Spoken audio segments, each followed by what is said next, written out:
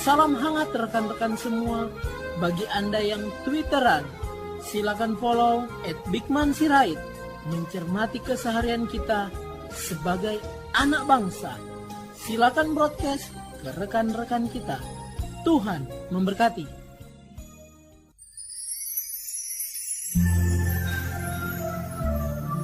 Salam sejahtera para pendengar yang terkasih.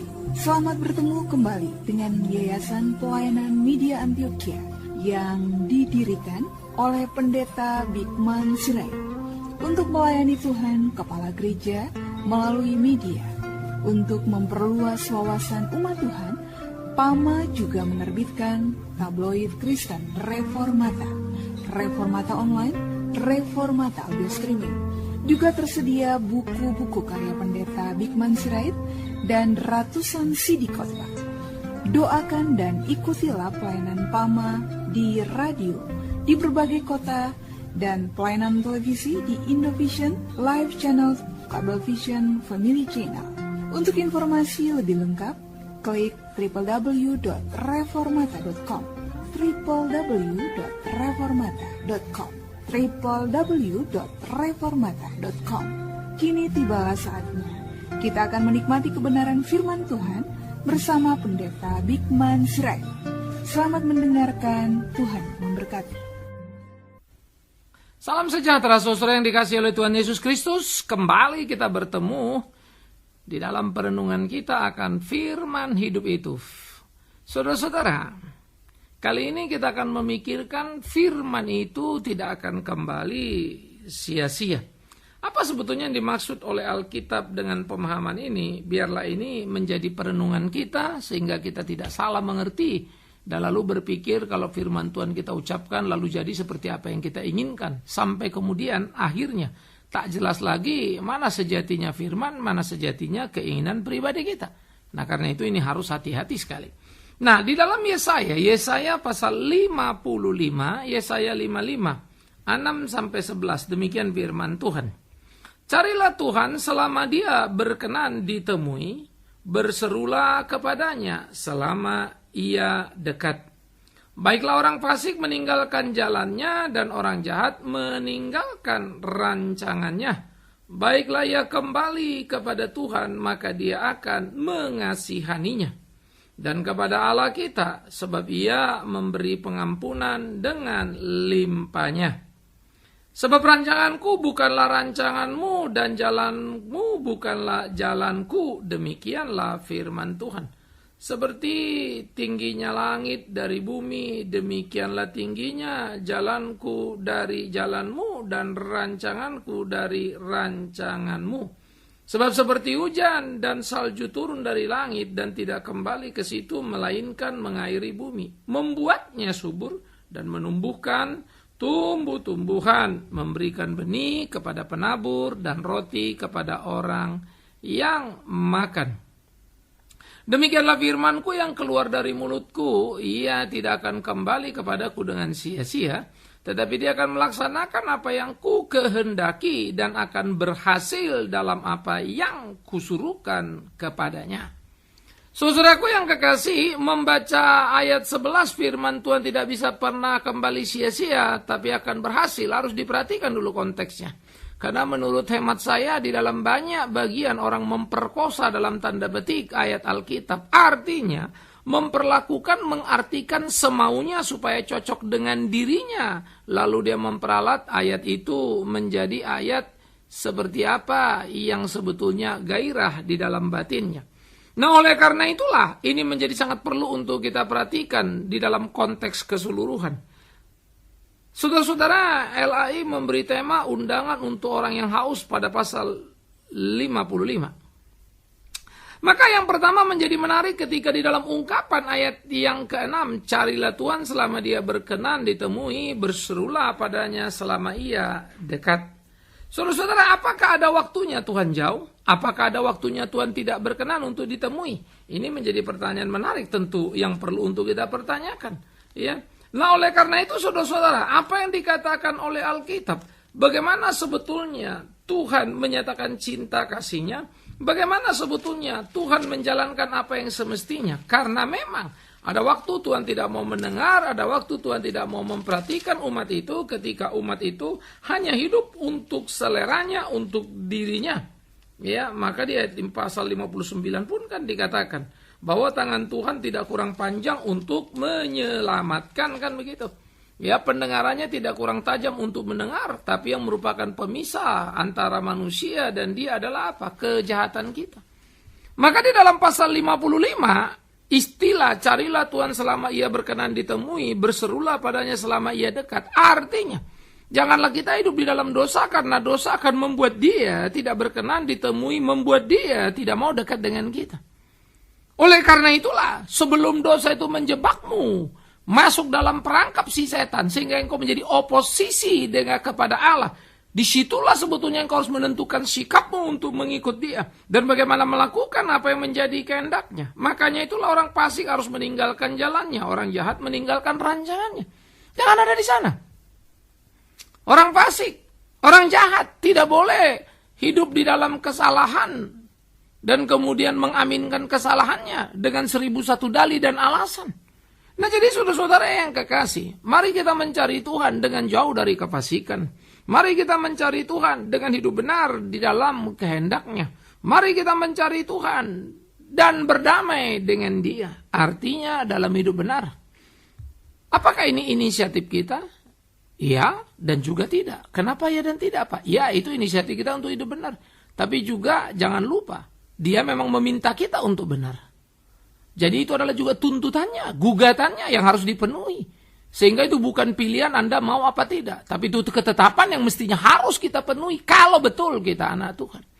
Nah, ini menjadi penting saudara untuk kita sadari bersama. Supaya kita jangan salah menempatkan diri kita dan hanya sombong di hadapan Allah yang hidup itu. Nah, jadi karena itu carilah Tuhan selama dia berkenan, ditemui tadi, berserulah padanya selama dia dekat. Ya. Tetapi dengan cara apa? Oh, kau yang fasik tinggalkan jalanmu, dan kau yang jahat tinggalkan rancanganmu. Kembalilah pada Tuhan. Disitulah dia akan mengasihani. Kembalilah pada Tuhan, maka dia akan memberi pengampunan. Kembalilah pada Tuhan. Disitulah dikatakan dia berkenan untuk ditemui. Disitulah dikatakan dia mendengar seruan orang yang benar. Nah, jadi saudara-saudara yang kekasih, apa yang dibicarakan dalam bagian pertama justru menunjukkan sikap hati yang semestinya dalam hidup tiap orang percaya. Bagaimana dia menaklukkan dirinya pada kehendak Allah dan bukan hidup menurut kehendaknya. Saya pikir ini penting untuk disadari oleh tiap kita. Dan bagaimana kita menghidupi apa yang menjadi kehendak Allah itu, supaya hidup kita sungguh-sungguh berkenan kepadanya. Inilah yang seharusnya ada dalam hidup setiap orang percaya yang kita patrikan di dalam batin kita. Bagaimana melakukan apa yang menjadi kehendaknya itu. Itu penting luar biasa. Nah, oleh karena itulah saudara-saudara yang kekasih di dalam nama Tuhan Yesus Kristus, bagaimana hidup kita menjadi hidup yang memperkenankan hati Tuhan. Bagaimana hidup kita menjadi hidup yang dipersembahkan untuk kemuliaan nama Tuhan. Amat sangat perlu. Dan ini harus kita jalani dalam keseharian kehidupan kita. Nah, di dalam bagian seperti ini, bagaimana ukuran gugatan ketentuan kehidupan anak-anak Tuhan? Bagaimana seharusnya anak-anak Tuhan menjalani hari-harinya di dalam peran yang dimainkannya, supaya dia berkenan kepada Tuhan? Hendaklah dia menentukan sikapnya untuk hidup benar. Hendaklah dia menentukan sikapnya dan meninggalkan dengan meninggalkan jalan kefasikan, dengan meninggalkan rancang kejahatan. Jadi bersihlah. Dan untuk itu hati-hati. Jangan saudara pikir karena itu di dalam benakmu orang tidak tahu lalu Tuhan tidak tahu. Nanti dulu. Tuhan tahu dan membaca hati pikiran kita. Bahkan lebih tahu dari kita sendiri atas diri kita. Jadi jangan bermain-main dengan Tuhan itu. Tapi memang kita harus juga perlu menyadari ada terlalu banyak orang yang berani bermain-main dengan omongannya padahal perilakunya tidak seperti itu. Orang yang selalu berseru berkata hidup benar jujur tapi ternyata dia sendiri mengambil apa yang bukan haknya. Orang yang berkata mari melayani tapi dia sendiri mengambil keuntungan untuk dirinya. Berlawanan sebetulnya dengan apa yang diucapkannya. Dia berkata benar tapi perilakunya tidak. Karena itu cermatilah. Dan kalau itu kita berubahlah dan jangan lagi. Karena kalau itu yang kita lakukan maka Tuhan tidak akan berkenan ditemui. Kalau itu yang kita lakukan maka seruan kita tidak akan sampai padanya. Itu sebab hidup orang yang seperti itu makin hari makin jahat adanya. Ya, dan ketika dia sudah jahat, dia sulit untuk berubah. Dia nyaman di kejahatannya. Artinya apa? Dia sudah masuk dalam perangkap setan itu. Dia sudah hancur di genggaman setan itu. Nah, inilah yang menjadi hati-hati dalam hidup tiap orang percaya di dalam kekristenan. Bagaimana kita melakoni lakon yang harus kita mainkan. Saudara-saudaraku yang kekasih, mengapa kemudian perlu sekali kehati-hatian dalam sikap hidup? Maka alasan, ya, mengapa dan bagaimana seharusnya kita hidup tadi dan mencari Tuhan. Karena dikatakan rancangan Tuhan bukan rancangan kita. Jalan Tuhan bukan jalan kita, kan begitu. Nah, oleh karena itu ada perbedaan kualifikasi antara apa yang kita pikir dan Allah pikirkan. Nah, ini penting sekali. Ini akan menjadi kata kunci yang harus diperhatikan. Karena perbedaan apa yang dipikirkan Tuhan dan yang kita pikirkan, seperti tinggi langit dari bumi, begitulah tingginya jalan Tuhan dan jalan kita. Rancangan Tuhan dan rancangan kita. Perbedaannya bumi langit. Begitu loh bahasanya. Perbedaannya sangat jauh. Nah, oleh karena itu di perbedaan yang sangat jauh, kualifikasi kehendak Allah dan kehendak kita. Betapa seringnya kehendak kita salah dan tidak. Tapi yang jadi semangat kita. Tetapi yang jadi permintaan kita. Kehendak siapa? Kehendak diri kita. Maka kadang-kadang kalau saya lihat ya, orang selalu berdoa itu, apa ya, kurang tahu diri begitu ya. Saya memakai istilah ini, saudara, saya ambil contoh. Kita berdoa supaya Tuhan memakai kita jangan jadi alat yang tangguh. Kita berdoa supaya kita dipakai Tuhan mempengaruhi bangsa ini. Keren kan doanya? Tapi nggak tahu diri. Bagaimana kamu mau dipakai Tuhan? Baca Alkitab aja enggak. Bagaimana mau dipakai Tuhan? Hal kecil saja kamu nggak jujur. Urusan uang saja kamu terpayah. Kewajibanmu saja tidak kau selesaikan. Hutang piutangmu tidak selesai. Tapi kau mau dipakai Tuhan untuk bangsa ini? Nggak salah tuh doa. Kan begitu. Nah, oleh karena itu doa kita tuh bisa jadi tong kosong yang nyaring bunyinya. Karena Tuhan tahu isi hati kita. Dia memandang kita. Kita mendengar terlalu banyak semangat orang. Baik itu mungkin khotbah ataupun itu doa. Yang luar biasa. Padahal hidupnya jauh dari hal seperti itu. Rancangan kita bukan rancangan Allah. Makanya hati-hatilah. Oleh karena itulah bagaimana memahami rancangan Allah menjadi panggilan kita. Nah, itu dibilang carilah dia selagi masih berkenan ditemui.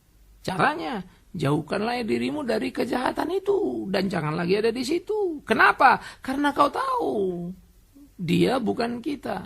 Dia suci, kita dosa. Rancangan dia bukan rancangan kita. Rancangan dia abadi, rancangan kita sementara. Nah, jadi di dalam bagian-bagian seperti ini, menumbuh kembangkan kesadaran diri akan kebenaran ilahi menjadi gugatan yang harus kita penuhi. Oleh karena itulah sadari rancangan kita itu bukan rancangan Tuhan. Oleh karena itu lagi-lagi tadi tahu dirilah kalau berdoa, periksa dirilah. Supaya jangan doa kita itu terlalu gegap gempita tapi isinya tidak ada, itu menakutkan. Saudara-saudaraku yang dikasihi oleh Tuhan Yesus Kristus. Bagaimana menggumuli hari-hari yang kita jalani, bagaimana menggumuli persoalan-persoalan yang kita hadapi, harus menjadi bagian yang terus ada dalam kehidupan kita. Ya, marilah kita melakukan apa yang menjadi kehendak Allah itu, dan marilah kita melakukan tiap ketetapan. Karena perbedaan antara kita dan dia di dalam kehendaknya seperti bumi dan langit adanya. Oleh karena itu kalau saudara mau meminta sebuah permintaan, tanya dulu itu seleramu apa maunya Tuhan. Ya. Karena sejatinya sebetulnya mana mungkin Tuhan tidak bisa lakukan apa yang dia mau, bukan? Sehingga kalau ada kesulitan, kepahitan, kegetiran dalam kehidupan seharusnya tidak melulu dan tidak serta-merta kita meminta supaya itu selesai. Seharusnya kita bertanya, untuk apa? Lah kalau Tuhan mau itu untuk mendidik kita. Masa pendidikan kita suruh selesai langsung? Kita lewati dong. Karena itu pun akan memperkuat, memperteguh kita. Maka kalau dikatakan mengucap syukurlah senantiasa. Artinya apa? Dikala suka dan dikala duka. Lah, kalau logika kita kalau duka kan langsung minta hiburan. Mana mau bersyukur? Inilah Alkitab. Absolutely paradoks. Dua hal bertolak belakang tapi dua-duanya betul. Bersyukur di kedukaan. tersenyum di kesedihan. Wow, luar biasa ya. Itu iman Kristen. Jadi orang tidak dinina-bobokkan dengan berbagai hal, berdoa, minta saja nanti Tuhan kasih dan seterusnya. Tanpa mau mengukur diri dan memeriksa diri apa yang kita minta sesuai dengan kehendaknya atau tidak. Oleh karena itu berbedanya rancangan tadi membuat kita mesti hati-hati. Maka dikatakan sebab seperti hujan turun dan salju turun dari langit, dia tidak kembali ke situ melainkan mengaliri bumi, membuat subur dan menumbuhkan benih-benih, penabur dan roti kepada orang yang mau makan. Maka inilah yang digambarkan. Demikianlah firman Tuhan keluar dari mulutnya tidak akan kembali dengan sia-sia. Tapi dia melaksanakan apa yang dikehendakinya dan akan berhasil dalam apa yang disuruhkan Tuhan padanya. Bukan seruan kita, bukan doa kita. Akan berhasil terhadap apa yang Tuhan mau katakan, Tuhan perintahkan. Nah persoalannya apa yang Tuhan perintahkan? Lalu kita bilang, oh begini, Tuhan mau begini. Itu kan katamu. Jangan lupa rancangan Tuhan berbeda dengan rancanganmu. Karena itulah tiap orang bicara harus diperiksa. Tuhan bilang sama saya, semua orang juga bilang, gampang ngomong, Tuhan bilang sama saya. Semua orang merasa mengenal presiden. Semua orang merasa mengenal pejabat. Padahal cuma foto doang, ketemu sekali, bilang kenal. Ya. Jadi saudara-saudara kasih itu realita hidup. Kalau ada orang ketemu saya juga foto misalnya, lalu minta kartu nama saya, bisa. Lalu bilang kenal Pak Bigman, iya. Pegang kartu nama lagi. Untung ada satu kali waktu, saudara. Ketika satu orang lalu telepon, Pak Bigman bilang begini-begini. Pas istri saya yang angkat. Oh nggak mungkin. Siapa ada orang datang bawa kartu nama? Jangan Pak Bigman nggak pernah begitu. Ya. Nah karena itu kalau orang bilang kata Pak Bigman ya cek dulu. Betul kata saya apa enggak? Karena orang bisa mengatasnamakan untuk legalitasnya. Begitu juga lah kepada Tuhan. Kata Tuhan, Tuhan bilang. Padahal nggak ada Tuhan begitu. Karena kalau Tuhan yang perintahkan pasti berhasil. Ya, tidak lebih tidak kurang itu pasti berhasil. Kalau itu kehendak Tuhan. Yang jadi persoalan seringkali kita bilang itu kehendak Tuhan padahal bukan. Lalu ketika nggak terjadi kita bilang oh imannya kurang kuat, kurang sungguh-sungguh berdoa. Omong kosong itu. Memang bukan kehendak Tuhan kok. Jangan bawa-bawa iman nggak kuat. Imannya itu bukan saja nggak kuat, sudah salah dari awal. Karena berpusat pada keinginan diri. Nah basa-basi dalam keagamaan itu sangat banyak sekali. Dan orang Kristen suka sekali bermain-main. Ya, di dalam hal seperti itu. Padahal seharusnya sebagai orang Kristen kita belajar jujur di hadapan Allah. Firman Tuhan tidak mungkin kembali sia-sia. Tapi firman Tuhan tidak sama dengan yang kau katakan. Mari kita ambil dua contoh sederhana susah. Kalau firman Tuhan tidak kembali sia-sia, tentu otak kita bilang gini dong, apapun yang dikatakan kan pasti berjadi. Misalnya bertobatlah, kerajaan Allah sudah dekat. Mestinya semua orang bertobat dong. Kan begitu dong. Wah ada yang enggak Pak. Lah kalau enggak kan berarti sia-sia dong. Karena katanya bertobat tapi enggak jadi tuh. Padahal dikatakan apa yang disuruhkan Tuhan berhasil. Pernah enggak saudara pikir itu? Ya, sehingga banyak kali orang khotbah sebetulnya antara yang dia khotbahkan dan dikatakan berlawanan dengan pemahaman yang semestinya. Nah cuma karena orang Kristen seringkali tidak hati-hati mendengar khotbah, semua ditelan bulat-bulat saja. Lalu enggak ada yang sadar kalau itu salah dan logikanya tidak nyambung. Kalau firman Tuhan tidak pernah kembali sia-sia. Kalau apa yang Tuhan suruhkan berhasil, kenapa dia bilang bertobatlah, kerajaan Allah sudah dekat, tapi orang nggak bertobat-tobat? Gagal kan? Mestinya semua orang yang dengar bertobat dong, karena berkuasa. Tapi enggak tuh. Di mana ketidaksia-siaannya? Di mana keberhasilannya yang penuh itu? Seperti yang dikatakan, tetapi dia melaksanakan apa yang kukehendaki, akan berhasil dalam apa yang kusuruhkan padanya. Betapa hebatnya firman itu. Maka saudara-saudara kekasih di sini harus diperhatikan yang pertama. Bertobatlah kerajaan Allah sudah dekat, betul. Lalu kenapa ada orang nggak bertobat? Apakah firman Allah sia-sia? No. Kenapa? Karena firman Allah dalam bekerja sekaligus di dalam rangkap dua yang sangat hebat. Yang pertama, dia adalah berkat bagi orang yang percaya dan kutuk bagi orang yang tidak percaya. Karena itu dikatakan, barang siapa yang percaya kepada Kristus beroleh hidup yang kekal dan tidak binasa. Yang tidak percaya akan binasa. Itulah kedaulatan kekuasaan firman Allah yang tidak kembali sia-sia itu. Sehingga orang Kristen jangan terus petantang-petenteng lalu berpikir itu adalah soal bagaimana kita meminta lalu bawa nama sebut Tuhan lalu akan dapat. Bukan. Maka aspek pertama tadi harus kita perhatikan dengan sungguh-sungguh. Kedaulatan firman itu. Dia memilah, dia memilih. Maka ada aspek kedua. Lalu bagaimana dengan permintaan kita? Kita tahu ya apa enggak? Disitulah Allah berdaulat juga. Karena dia berkuasa untuk menerima dan menolak. Maka firman itu tidak kembali sia-sia. Artinya yang kaunya yang sia-sia berdoa. Sehingga kau sudah jungkir balik berdoa. Tidak ada jawaban Tuhan. Nah, jangan bersembunyi di balik iman kurang kuat lah, kurang inilah, kurang itu. Nah, saya pikir ini menjadi menyedihkan ya. Banyak sekali orang kalau bilang ini hamba Tuhan yang luar biasa. Tiap doa selalu ada kesembuhan. Lalu orang didoakan tidak sembuh. Pendeta enak langsung ngomong, imanmu kurang kuat. Kalau iman orang itu kurang kuat sehingga tidak sembuh, maka sebaliknya kalau sembuh, iman siapa yang kuat? Kan iman orang itu. Ngapain sama pendeta itu kalau begitu? Ini kan logika sederhana ya saudara-saudara. Ngapain kepada pendeta kalau memang kemudian seperti itu? Nah, oleh karena itu, tiap orang harus hati-hati. Ya, janganlah kemudian kita yang hamba Tuhan dicari, tapi biarlah Tuhan yang dicari orang. Bawalah mereka mengenal Tuhan. Ya, Tuhan bisa menolak permintaanmu dan itu akan jadi. Jadilah tertolak. Tuhan bisa memenuhi keinginanmu dan itu akan jadi. Jadilah dalam perkenannya. Maka firman tidak kembali sia-sia harus dipahami. Kedaulatan Allah akan terjadi. Tidak ada yang bisa menahan kedaulatannya. Karena apa yang diinginkannya pasti terjadi. Itu namanya berdaulat. Kalau dia ingin jadi-jadi, dia ingin tidak jadi jadi. Jadi tidak sia-sia. Tapi bukan permintaan kita lalu kita bilang tidak sia-sia. Seakan-akan permintaan kita pasti terjadi. Nah itu masalahnya yang serius. Jangan lupa ayat sebelumnya. Seperti bumi dan langit begitu berbedalah pikiran kita dan pikiran Tuhan. Rancangan kita dan rancangan Tuhan. Inilah yang harus disadari oleh tiap orang percaya. Begitulah kita di dalam hidup kita. Karena itu, jangan engkau kecewa kalau kau berdoa lalu tidak dijawab. Jangan marah sama Tuhan. Tapi yang ada mulai teropong diri kita, periksa diri kita. Apakah hidup kita benar sesuai kehendak Allah apa tidak? Kalau hidup kita benar lalu yang kita minta ternyata juga tidak dapat. Periksa dulu. Memang hidupmu sudah benar tapi permintaanmu tidak benar. Bisa. Kenapa tidak benar permintaan? Karena kau tidak mengetahui apa yang semestinya. Dalam proses bertumbuh namanya. Dalam proses mengenal Tuhan namanya. Lalu belajar lagi. Kan begitu saudara. Sebagai hamba Tuhan saya harus jujur. Tidak mudah selalu memahami apa kehendak Allah. Kalau saudara tanya apa dan apa saya bisa jawab. Tapi apa sebetulnya yang Tuhan mau kerjakan persisnya? Saya juga nggak tahu. Tapi ketidaktahuanku bagiku itu adalah sempurna. Ketidaktahuanku adalah ucapan syukur yang luar biasa. Kenapa? Ya, karena memang Allah mana mungkin aku tahu. Kalau ada bagian Allah yang tidak aku tahu, itu kan sudah semestinya. Itu baru namanya sempurna kan?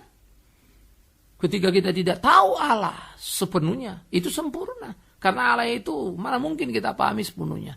Kalau dia bilang, saya tahu Allah, Tuhan ngomong sama saya gini ngomong ini, ngomong itu. Patut Anda bertanya, kenapa dia ngomong sama orang itu nggak ngomong sama kita kan?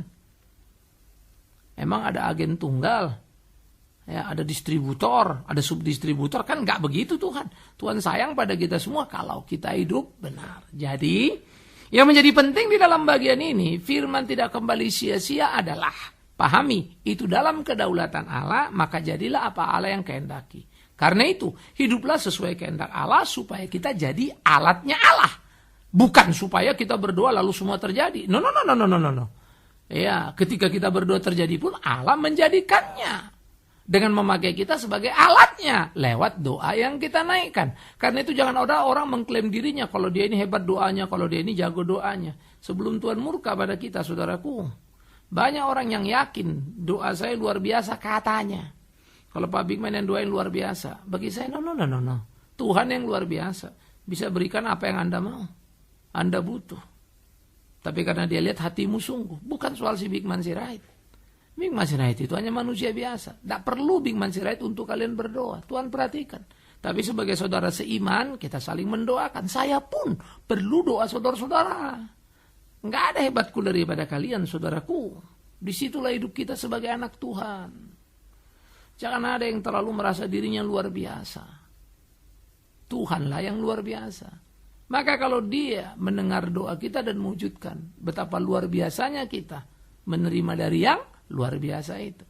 Inilah yang menjadi penting untuk kita renungkan bersama-sama ya di dalam hidup kita, bagaimana kita menjalani hari-hari kita sehingga hidup kita memuliakan namanya. Saya harap saudara bisa memahami, menikmati betapa indahnya hidup bersama Tuhan, tapi tetap dengan menyadari rancangan kita, pikiran kita berbeda dengan Tuhan seperti bumi dan langit. Jauh sekali. Karena itu, mari kita belajar mengerti, menaklukkan diri pada kehendak Allah, dan menunggu jawab sesuai dengan kehendaknya. Seperti Yesus berkata, "Ya Bapakku, bukan kehendakku, kehendakmu lah yang jadi." Amin. Mari kita berdoa. Kami bersyukur, kami berterima kasih ya Tuhan untuk cinta kasih-Mu. Tolong kami, tuntun kami, bimbing kami di jalan kami, supaya hidup kami berkenan kepadamu. Kami berdoa menyerahkan tiap apa yang menjadi pergumulan kami, campur tangan Tuhan jadi doa dan harap kami. Jadikan kami, ajar kami mengerti kehendak-Mu dan berdoa dalam pimpinan-Mu, sehingga tidak semau diri seenak diri sendiri, tapi sungguh-sungguh menaklukkan diri pada kehendak Allah yang hidup. Terpujilah Engkau Tuhan kami. Di dalam Yesus Kristus kami berdoa dan memohon belas kasihan Tuhan dan pimpinan Tuhan senantiasa. Terpujilah Tuhan. Amin.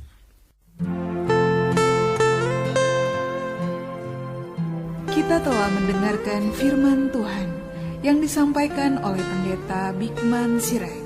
Bagi Anda yang merasa diberkati dan ingin menjadi mitra Pama dalam melayani melalui doa, daya dan dana, silakan menghubungi kami melalui telepon 021 392 4229, 021 392 4229. Email di pama_yayasan@yahoo.com, pama_yayasan@yahoo.com. Sampai bertemu kembali di waktu dan gelombang yang sama. Tuhan memberkati.